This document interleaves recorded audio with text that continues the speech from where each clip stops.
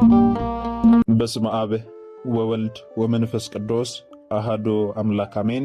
የተወደዳችሁ የልዑል እግዚአብሔር ቤተሰቦች የእናታችን የቅድስት ድንግል ማርያም የአስራት የቃል ኪዳን የበረከት ልጆች የጻድቃን የሰማዕታት ወዳጆች በወደደንና ባፈቀረን በልዑል እግዚአብሔር ፍጹም ሰላም እላችኋለሁ። እንደምን ዋላችሁ? እንደምን ለይሳ ደረሳችሁ? አሜን። እንደ ኃጢአታችንና እንደ በደላችን ብዛት ሳይሆን እንደ ምሕረትና እንደ ቸርነቱ ተመልክቶ እስከ ይሳት ያደረሰን የአባቶቻችን አምላክ ልዑል እግዚአብሔር ስሙ የተመሰገነ ይሁንልን።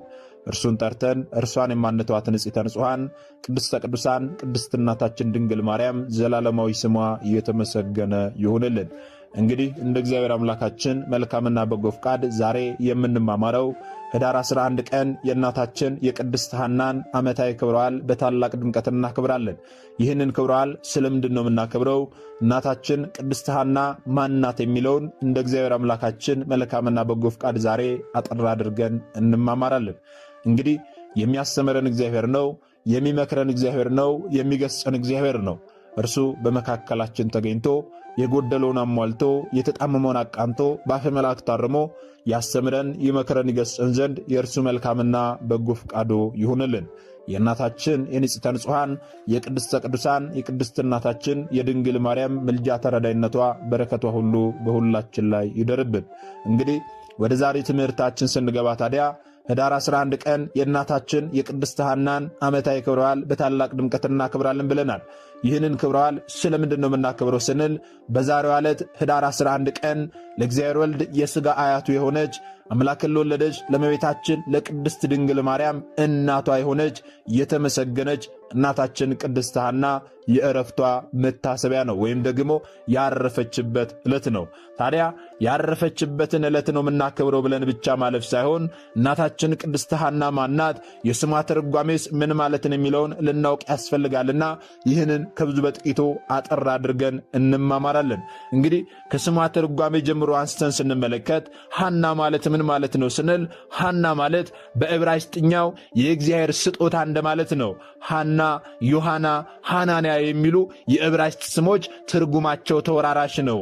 ታዲያ የእናታችን የቅድስት ሐናን ክብሯን መናገር የሚችል የለም። እርሷ ሰማይና ምድርን ለፈጠረ ለእግዚአብሔር ወልድ በሥጋ አያቱ ተብላለችና አንድም ለሰማይና ለምድር ንግሥት ለድንግል ማርያም ወላጅ እናቷ ናትና በእውነት ክብሯን መናገር የሚችል የለም። ወገኖቼ ከዓለም ሴቶች ሁሉ የቅድስት ሐና ማኅፀን እንደምን ይከብር ወገኖቼ። በፍጥረት ታሪክ ለመጀመሪያ ጊዜ ጥንተ አብሶ ወይም ደግሞ የአዳም በደል መተላለፍ የቀረው በማኅፀነ ሐና ውስጥ ነውና ለዚህ ደግሞ አንክሮ ምስጋና ይገባል። ይስሐቅን የተሸከመ የሳራ ማኅፀን ብሩክ ከተባለ የቅድስት ሐናማ እንደምን አይባል?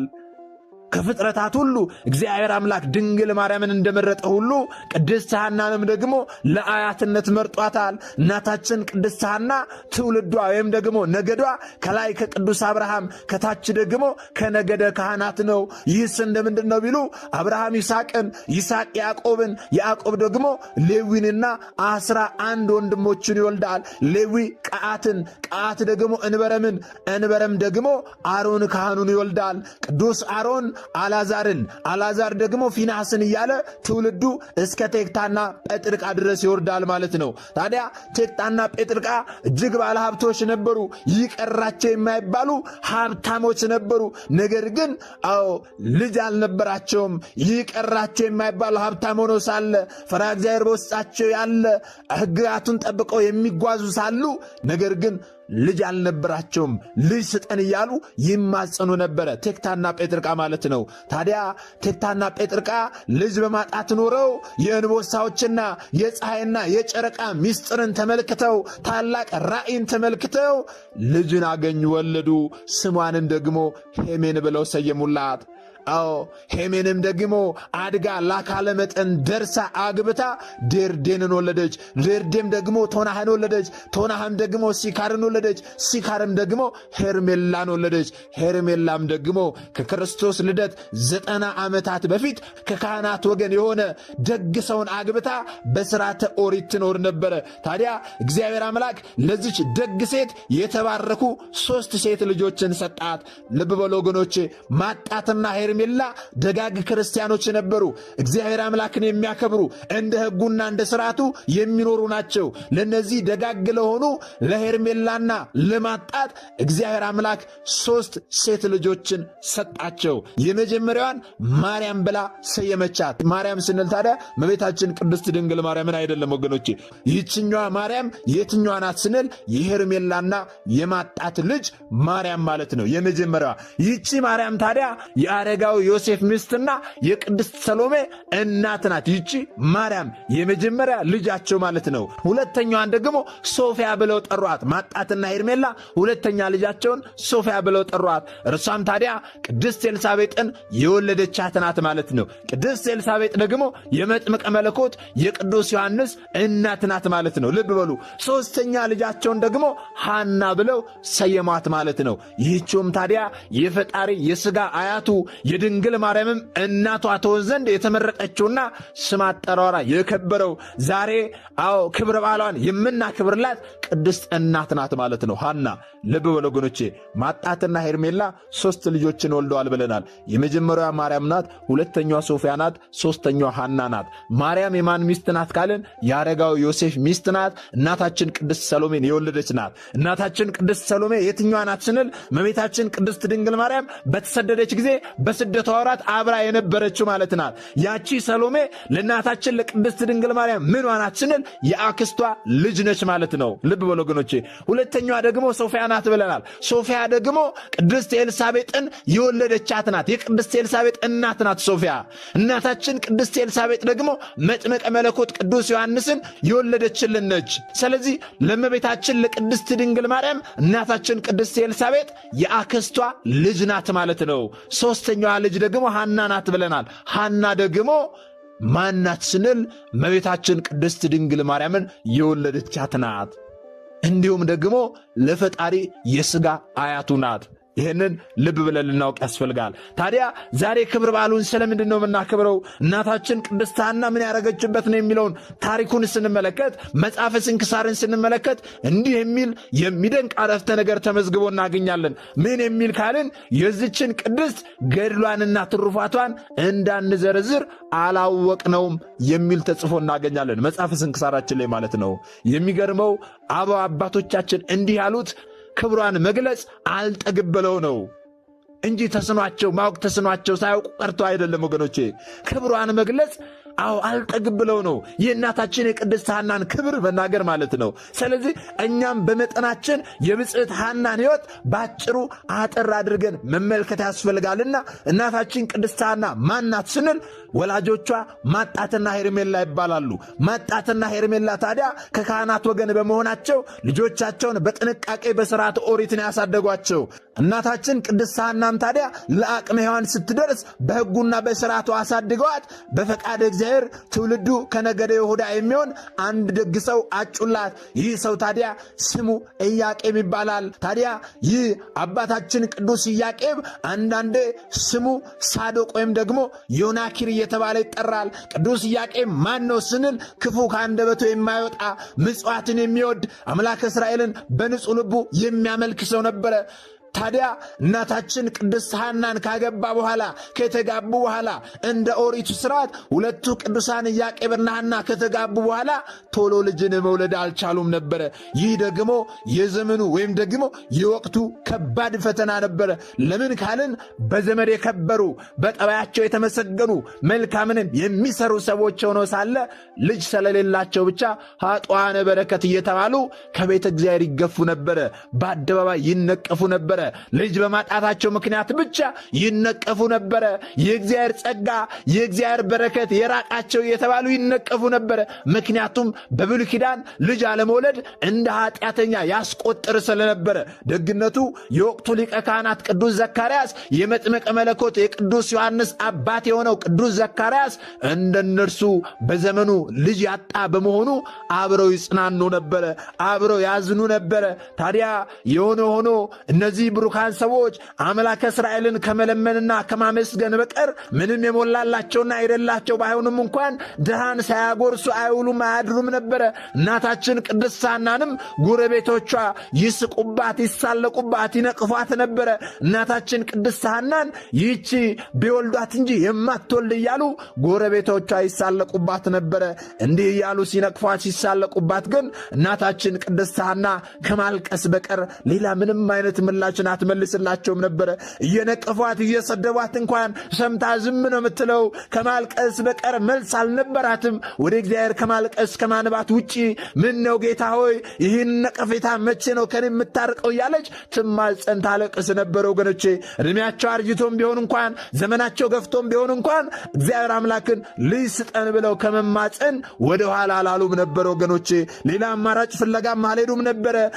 አንድ ቀን ታዲያ ቅዱስ ኢያቄምና እናታችን ቅድስት ሐና ወደ ቤተ እግዚአብሔር ሄደው በዚያ ሲጸልዩ ሲያዝኑ ውለው ወደ ቤታቸው ሲመለሱ ሳለ እናታችን ቅድስት ሐና በመንገዳቸው ላይ አንድ ነገር ተመልክታ እጅጉን አምርራ አለቀሰች። ወገኖቼ ምን ተመልክታ ነው ያለቀሰችው ስንል ርግቦች ከልጆቻቸው ጋር ሲጫወቱ ተመልክታ ምን ነው ፈጣሪ ሆይ አለች።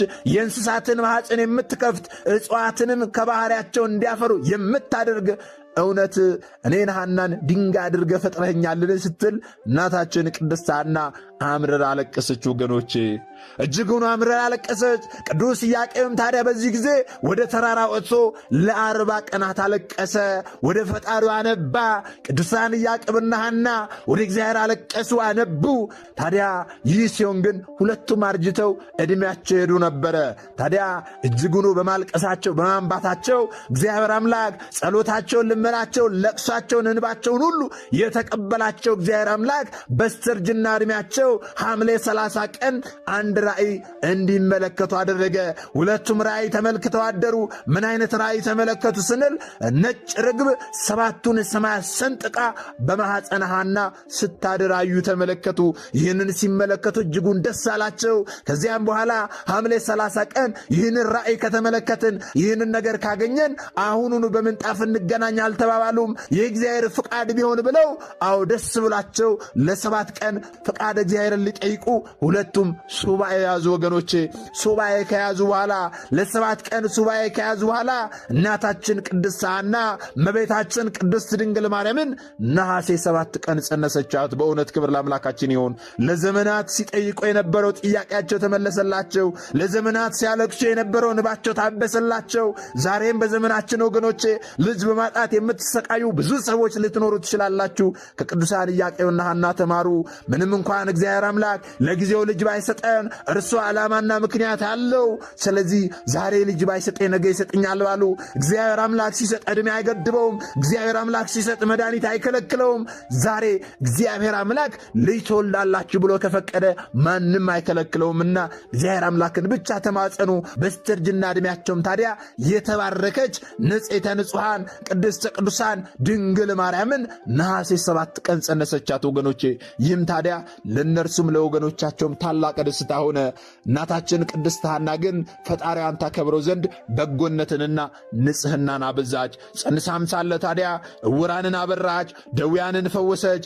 በአንድ ወቅትም አንድ ታላቅ ግብረ ተአምራትን አደረገች። ምን አደረገች ስንል የጦሊቅ ልጅ በሞተ ጊዜ ለቅሶ ልትደርስ እመቤታችን ቅድስት ድንግል ማርያምን በማኅፀኗ ጸንሳ ሳለች እናታችን ቅድስት ሐና ለቅሶ ልትደርስ ሄደች። በዚያም ታዲያ ደርሳ እያለቀሰች አስከሬኑን ስትዞረው ሳለ የእናታችን የቅድስት ሐና ጥላዋ ቢያርፍበት ያ የሞተ ሰው አፈፍ ብሎ ተነስቶ ስለ እናታችን ስለ ቅድስት ድንግል ማርያምና ስለ እናቷ ስለ ቅድስት ሐና መሰከረ።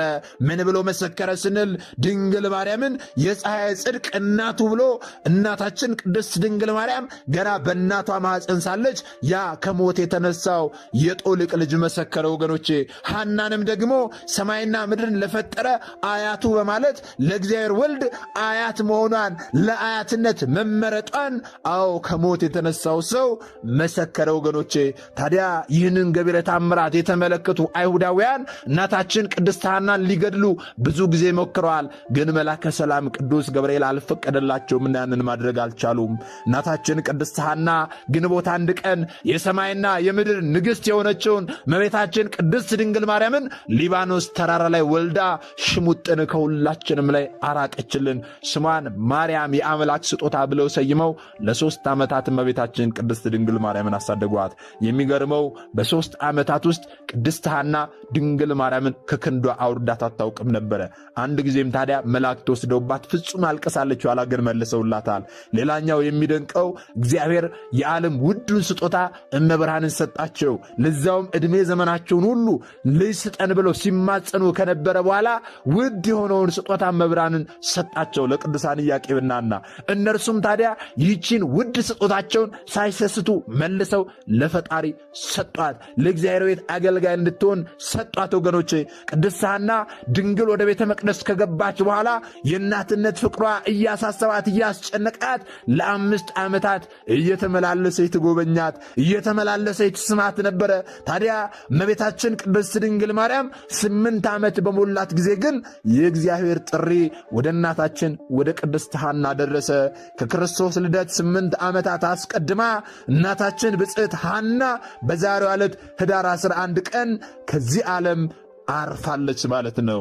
ስለዚህ ዛሬ የምናከብረው የእናታችን የቅድስት ሐናን የዕረፍቷን መታሰቢያ ነው። ትንሽ ቆይቶም ታዲያ ባለቤቷ ቅዱስ ኢያቄም ተከተላት። እኛም ልጆቿ ብፅዕት እናታችን ቅድስት ሐና ምስጋና ይገባሻል እያልን ልናመሰግናት ይገባል። ወገኖቼ ዛሬ ኅዳር 11 ቀን ስለምንድን ነው የቅድስት ሐናን ዓመታዊ ክብረ በዓል የምናከብረው ስንል ያረፈችበት ዕለት ስለሆነ ነው።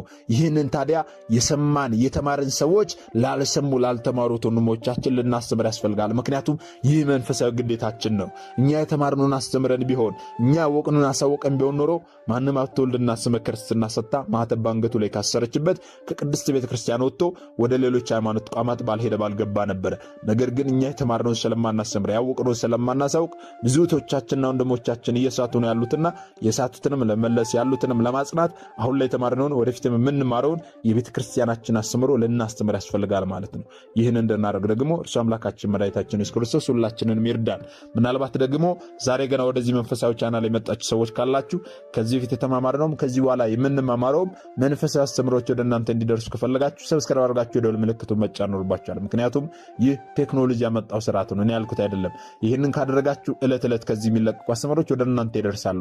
ይህንን ካላደረጋችሁ ደግሞ ዛሬ እንዳጋጣሚ አስተምሮ ሰምታችሁ ሊሆን ይችላል፣ በቀጣይ ከዚህ የሚለቀቁ አስተምሮች ወደ እናንተ አይደርሱም ማለት ነው። ስለዚህ ወደ እናንተ እንዲደርሱ ከፈለጋችሁ ሰብስክራይብ አድርጋችሁ የደወል ምልክቱን መጫን ይኖርባችኋል ማለት ነው።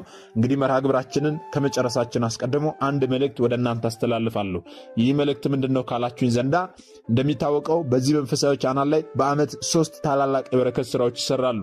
እነዚህ 3 ታላላቅ የበረከት ስራዎች በማቴዎስ ወንጌል ምዕራፍ 25 ላይ የተጠቀሰና ጌታችን መድኃኒታችን ኢየሱስ ክርስቶስ ለፍርድ በሚመጣበት ጊዜ የሚጠይቀንን ጥያቄዎች ለመመለስ የተዘጋጁ ናቸው። በዚህም መሰረት ታዲያ አዲስ ዓመትን ምክንያት በማድረግ የታሰሩ እህት ወንድሞቻችንን እንጠይቃለን። በዚህም ደግሞ ታስሬ አልጠይቃችሁኝ የሚለውን ጥያቄ እንመልሳለን። የገና በዓልን ምክንያት ማድረግ ደግሞ የታመሙ እህት ወንድሞቻችንን እንጎበኛለን። በዚህም ደግሞ ታምሜ አልጠይቃችሁኝ የሚለውን ጥያቄ እንመልሳለን። የፋሲካ በዓልን ምክንያት ማድረግ ደግሞ የተራበ እናበላለን፣ የተጠማ እናጠጣለን፣ ነዳያንን አንድ ቦታ ሰብስበን እንመግባለን። በዚህም ደግሞ ተርቤ አላበላችሁኝም፣ ተጠምቼ አላጠጣችሁኝ የሚለውን ጥያቄ እንመልሳለን ማለት ነው። በዚህም መሰረት ታዲያ አሁን ከፊታችን የሚመጣውን የገናን በዓል ወይም ደግሞ የጌታችን የልደት በዓል ምክንያት ማድረግ መድኃኒት መግዣ እንኳን አጥተው በየሆስፒታሉ የሚሰቃዩትን በተለይም ደግሞ በካንሰር ህመም የሚሰቃዩትን እህት ወንድሞቻችንን እየሄድን እንጎበኛለንና እዚህ በረከት ስራ ላይ ሁላችሁም አነሰ በዛ ሳትሉ ልትሳተፉ ያስፈልጋል። እግዚአብሔር አምላካችን እስካሁን አሳጠብቆ ያስተማረን የመከረን የገሰጸን የአባቶቻችን አምላክ ልዑል እግዚአብሔር ስሙ የተመሰገነ ይሁንልን። የሰማነውን በዝነ ልቦናችን ያሳደረብን ሰሚዎች ብቻ ሳንሆን በሰማነው ቃል 30 60 100 ያማረ ፍሬ አፍርተን ዛሬ ስሙ ቀዳሾች ነገ ደግሞ የመንግስቱ ወራሾች ያደርገን ዘንድ የእርሱ መልካምና በጎ ፈቃዱ ይሁንልን። ወስብሐት ለእግዚአብሔር ወለወላዲቱ ድንግል ወለመስቀሉ ክቡር። ይቆየን።